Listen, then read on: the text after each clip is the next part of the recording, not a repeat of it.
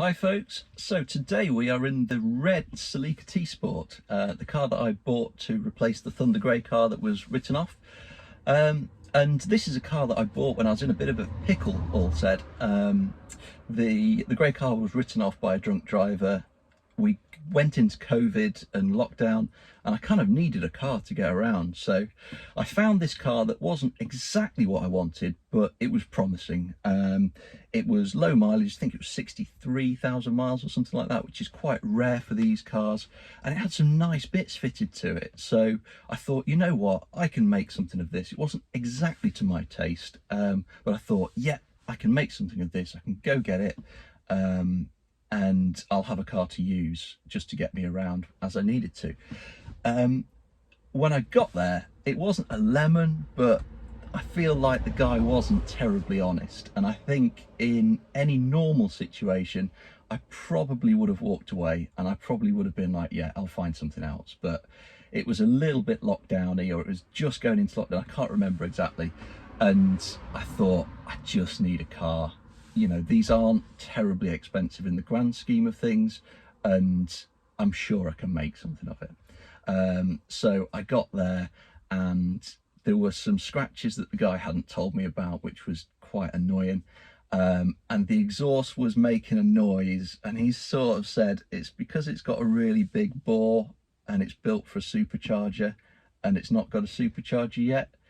And I was like, not sure if I believe you. And lo and behold, there's great big cracks and problems with the exhaust system when we got it home. But it's one of those things, isn't it? He wasn't terribly honest, but you know, I made the best of it that I could do. So the good things, the car had fitted to it a set of Meister R coilovers, which I absolutely love, which I think are fantastic parts, and I was kind of considering fitting to the Thunder Grey car.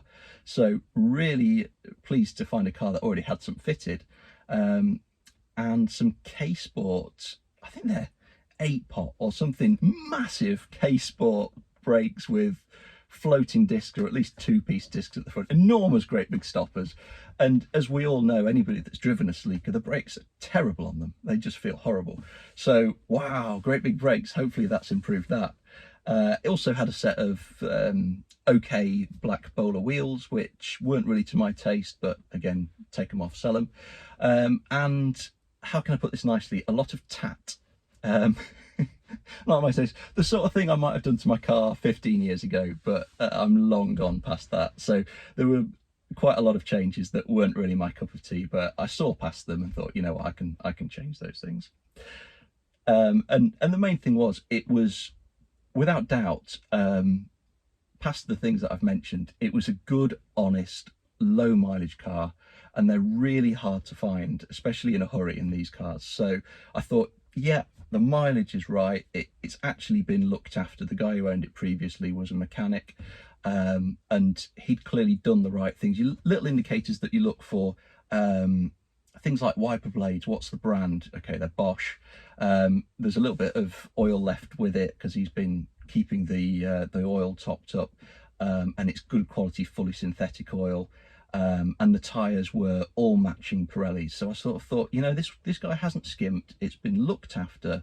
It's low miles, and there's definitely a good car under there and some good bits as well. So ended up buying it, and I've spent the last number of months transforming into what for me is a nice daily driver from something that was a little bit kind of, yeah, it was fucked.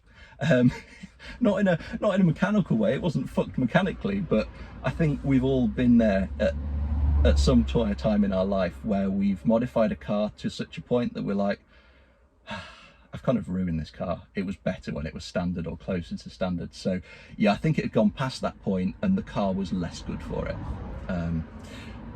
The worst thing about it was the bloody exhaust. It was so loud. It said there's an aftermarket exhaust, and I messaged him. I'm like, how loud's the exhaust? And he said, oh no, it's fine, mate. It's quite quiet when you're cruising. Bullshit. It was horrendous. And especially being it was blowing a bit. Oh Lord, I hated it when it had that exhaust on. Oh, I felt like such a twat. But happily I've put the standard system on it that was on the grey car, and oh, it's heaven. It just sounds nicer as well. It sounds sweet and not like it's not broken. So maybe this is a sign that I'm getting old, but that made the car so much better. Lots of other bits and pieces. There were some trim bits that had been messed around with, lots of little stickers and bits and pieces. I'll put some videos up of some of the slightly distasteful stuff that I've sorted out and replaced. The inside, I had lots of lovely interior trim pieces from my T-Sport, the grey one, and so I've swapped over quite a lot of parts just to make it nice and standard, but also fresh from a nice, well cared for, low mileage example.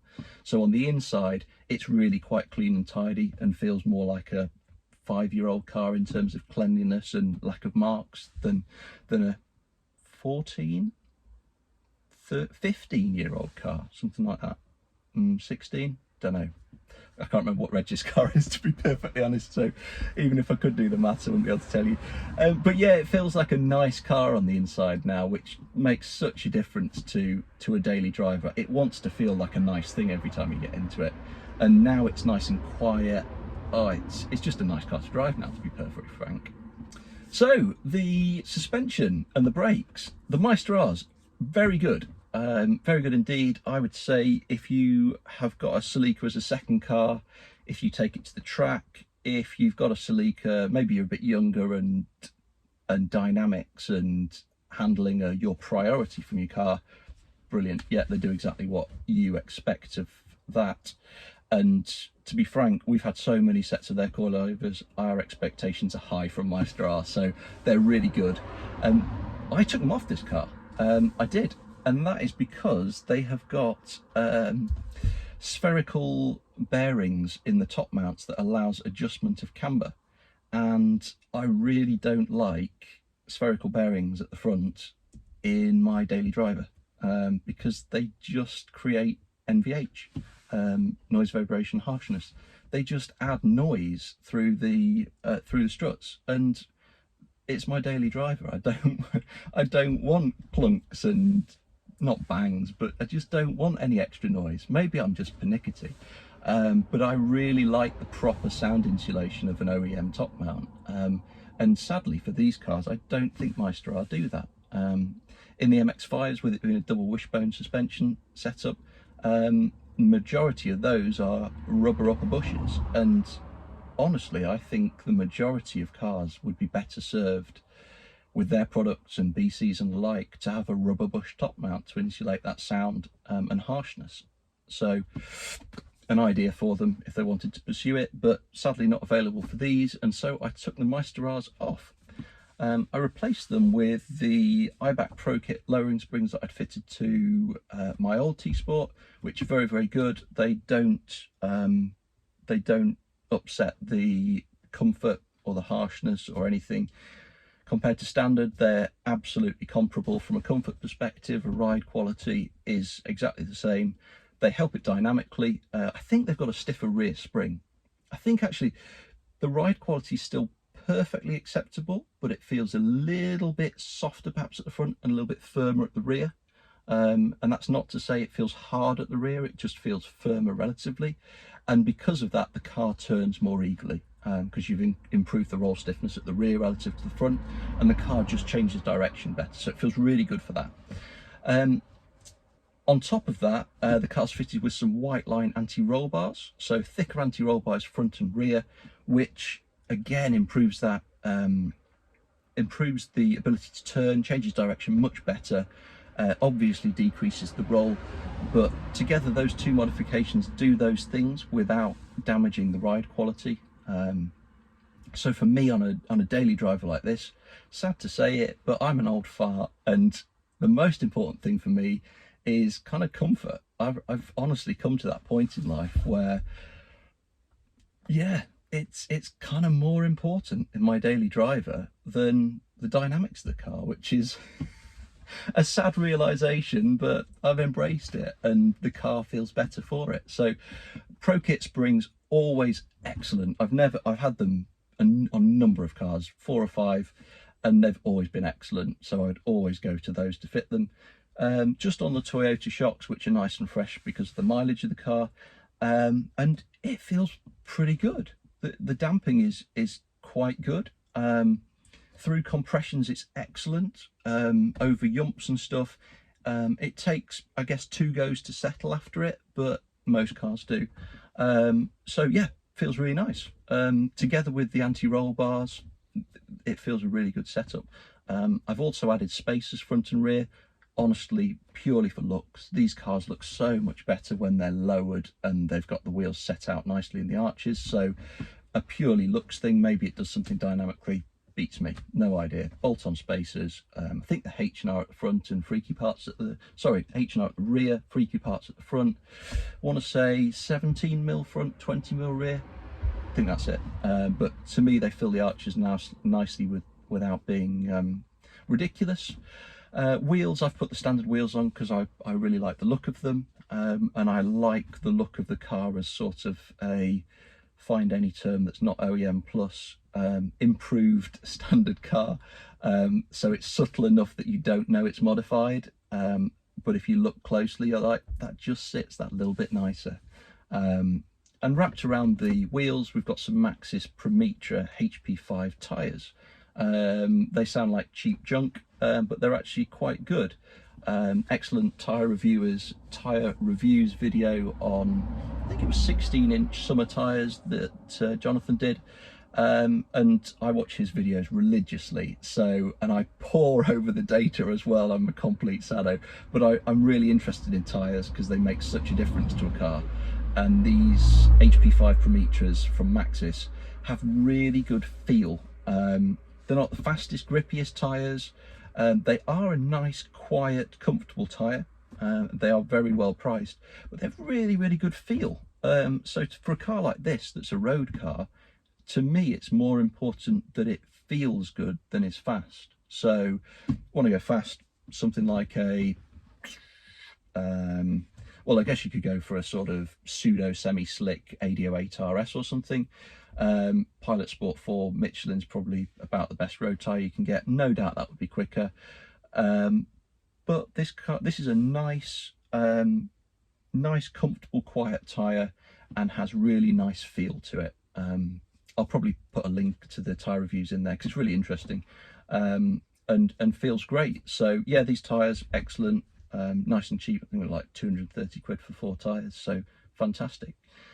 Past that, the brakes, the K-Sport. So those big puppies, I'm sure I'll put some videos in here because they're massive and they look great. But okay, no, let's do the good bits first. They stop the car really fucking well, as you'd well imagine for a massive set of brakes like that on a relatively light car.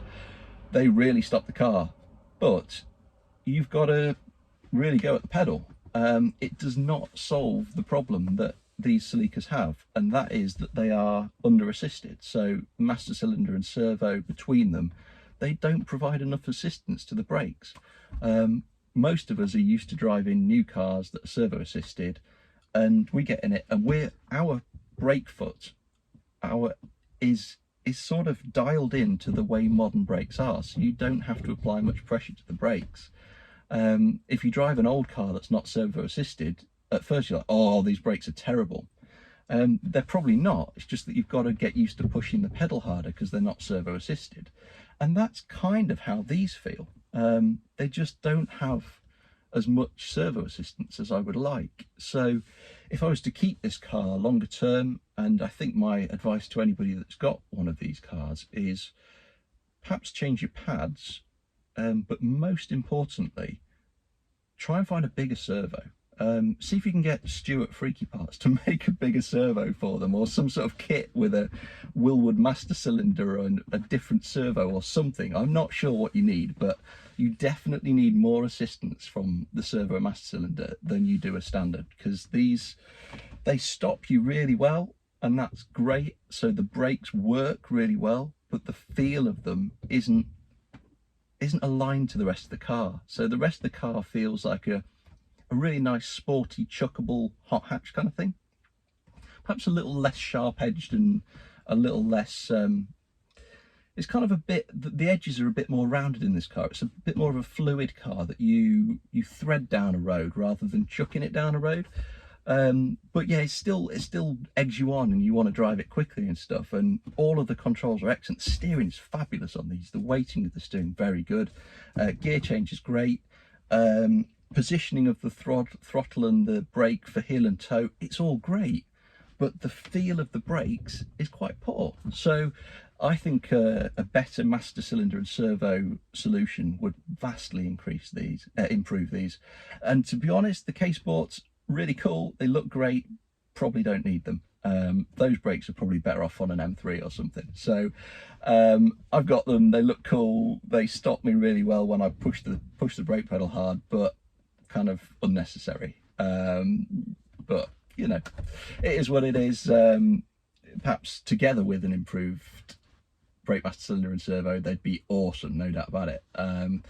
But I think that's where I'd start with the brakes rather than a huge great big brake kit. So past that, I've sort of sorted the dynamics of the car. I've sorted it, turned it into an adult's car rather than a bit of a kid's car. There's not too much to report. I kind of given my feelings about the Celicas in the previous video, but you know, a brief summary. It's quite a nice place to be. It's not a modern car, but it doesn't feel like a shabby old car on the inside. I've got a great CarPlay stereo in this car, and it kind of feels like it does exactly what I need it to. It's lovely and clean and tidy, and it's a nice looking car from the outside. So really nice cars, and I think the weaknesses I've mentioned before now can mostly be addressed, just perhaps with the exception of the brake feel. So I'm sure other people are capable of solving that. I think I've done probably 15,000 miles across the two cars, and quite enjoyed them. I think I'll make another video about my general feeling about running a slightly older, more humble car after having some quite nice posh cars. But for the time being, I think, yeah, we've sort of covered what I've done with this car. And I should say it's actually now sold. So I advertised it and it goes to a new owner tomorrow. I need something slightly different from my car going forward. So there'll be a bit of an update video. I'm not sure how I'm going to patch that together, but there'll be an update on that. More excitingly than Matt's new daily driver is the new track car addition to our stable, and that is a Mark III MR2. Now, eagle-eyed amongst you will know we bought a MR2 Mark III shell, and we had a 2ZZ engine, and we were going to build one. That got sold, and there's a new arrival. Pics, vids, whatever. It's going to be really exciting, but there's going to be vids soon. We're going to take it to the track soon, and it's going to be flipping awesome. So keep your eyes peeled, and until next time, stay safe and well, and we'll see you then.